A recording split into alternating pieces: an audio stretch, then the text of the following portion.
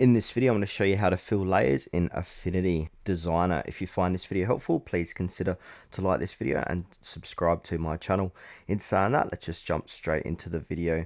Okay, so the first thing what we want to do is open up a new project or select the layer that you'd like to fill. Then from here, we want to go ahead and click onto Pixel tab and then New Fill Layer. Then from here, you're going to see a mouse with a little paintbrush and paint there. And then to the right of this is going to give us a new fill layer, as you can see here. Now what we can do is click onto it, and we can give that a name if you like. So click onto it and then choose the fill layer you'd like it to be. So you can see we've got all these different colors. Now if you've got a specific color code, we can go ahead and add that color code in here to get to the right color code. And also we've got transparency. We can play around the opacity here.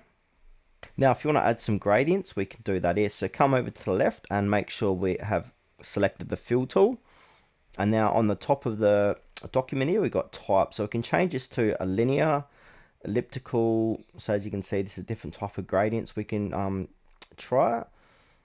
So you can upload a bitmap or hatch. So if you want to do linear, you can do that, and we can drag this around and change it like so. We can also change it here as well, and we can change the color inside of here. There's lots that we can do, and also we can set the midpoint opacity and that as well.